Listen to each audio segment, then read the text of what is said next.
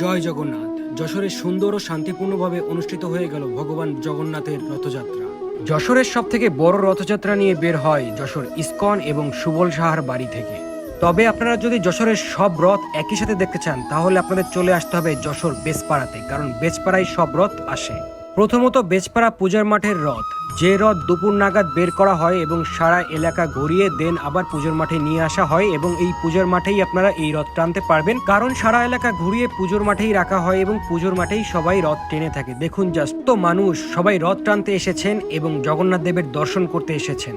তাছাড়া পুজোর মাঠ ঘিরেই মূলত বেজপাড়ার যে রথের মেলা বা যশোরের যে রথের মেলা সেটি কিন্তু বসে থাকে এবং সবাই পুজোর মাঠেই আসে রথের মেলাতে এবং প্রচুর পরিমাণে দোকানপাটও বসে রথের মেলায়। দিনের থেকে রাতের ভিড়টা আরো বেশি থাকে এবং এবছর রেকর্ড পরিমাণে ভিড় ছিল রথের মেলাতে। আশা করি উল্টো রথেও আরো ভিড় হবে। যশোরের সব থেকে বড় রথযাত্রা নিয়ে আসে যশোর ইস্কন বেজপাড়াতে এবং এই রথযাত্রায় যদি আপনারা অংশগ্রহণ করতে চান আপনাদের চলে যেতে হবে রথের দিন যশোর ইস্কন অর্থাৎ চাচড়াতে। চাচড়া ইস্কন মন্দির থেকেই যশোরের সব থেকে বড় রথযাত্রা শুরু হয় এবং এই রথযাত্রা শেষ হয় যশোর শহরের বেজপাড়ায় সনদ সাহার বাড়িতে। তো প্রতি বছরের ন্যায় এবারও হাজার হাজার মানুষ এই রথযাত্রায় অংশগ্রহণ করেছিলেন এবং সবাই অনেক খুশি ছিল এবং অনেক আনন্দ সহিত রথযাত্রা নিয়ে বেজপাড়ার দিকে আগাচ্ছিল এবং দেখতেই পাচ্ছেন যে কত কত মানুষ ছিল এবারের রথযাত্রায়।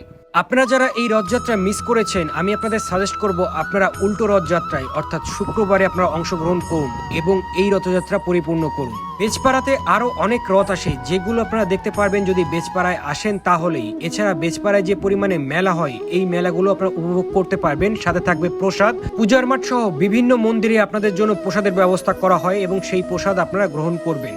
তাছাড়া বেজপাড়াতে আরো একটি রথ আসে, সেটা হচ্ছে সুবল বাবুর বাড়ির রথ, যেটা বিসিক থেকে আসে এবং এই রথটাও কিন্তু অন্যতম একটি রথ যেটা বেজপাড়াতেই আসে এবং সেটা আসে ভগবান বাড়িতে। এবং দেখতেই পাচ্ছেন যে রথটা কতটা সুন্দর এবং কত কত মানুষ কিন্তু এই সুবল বাবুর বাড়ির থেকে এই রথটা নিয়ে আসে প্রতি বছর এবং এটা আপনারা বেজপাড়াতে আসলেই দেখতে পারবেন। অর্থাৎ বেজপাড়াতে আসলে আপনারা একই সাথে 3 থেকে 5টি রথ দেখতে পারবেন এবং একই সাথে রথের মেলাও উপভোগ করতে পারবেন। দেখুন কত মানুষ রথের পিছন পিছন যাচ্ছে এবং ভগবানের দর্শনের জন্য পাগল হয়ে যাচ্ছে এবং অনেক অনেক মানুষ ছিল এবারের রথে। আপনারা যদি না এসে থাকেন আপনারা বুঝতেই পারবেন না যে রথের সময় বেজপাড়া সম্পূর্ণরূপে জনসমুদ্রে পরিণত হয়। প্রচুর পরিমাণে লোক আসে, সারা যশোর শহরের সকল সনাতনীরা বেজপাড়াতে একত্রিত হয়। বর্তমানে আমরা আছি ভগবান বাড়ির সামনে এবং এই রথ কিন্তু বিসিকের রথটা এখন ভগবান বাড়ির ভিতরে যাবে এবং সবাই দেখুন কত পরিমাণে আনন্দ করছে এবং এই আনন্দের মধ্য দিয়েই কিন্তু প্রথম দিনের রথের যাত্রা শেষ হয় এবং পরবর্তী যে 7 দিন পরে যে রথ রয়েছে উল্টো রথ সেই রথের দিন গোনা কিন্তু শুরু হয়। এবং দেখুন জাস্ট বর্তমানে আমরা আছি বকুলতলায়, অলরেডি সন্ধ্যা হয়ে আসছে এবং ইতিমধ্যে ইস্কনের যে রথ সেই রথটিও চলে আসছে বেজপাড়া সনদ সাহার বাড়ির সামনে এবং সনদ সাহার বাড়িতেই কিন্তু ইস্কনের রথ আসে এবং দেখতেই পাচ্ছেন যে জনসমুদ্রে পরিণত হয়েছে এই সনদ সাহার বাড়ির সামনে।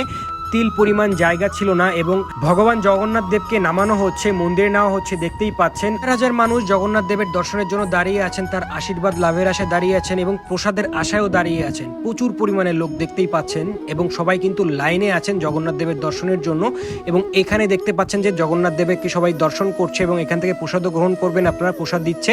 তো সবাই কিন্তু এখানে অনেক আনন্দ করছে যেহেতু বেজপাড়াতে অনেক অনেক রথ আসে এবং সবাই বেজপাড়াতেই আসে রথ উদযাপন করতে। তাছাড়া আপনার যশোর যে আশ্রম রয়েছে আশ্রমেও আসতে পারেন, আশ্রমেও অনেক সুন্দর এবং জাঁকজমকপূর্ণভাবে রথের আয়োজন করা হয়।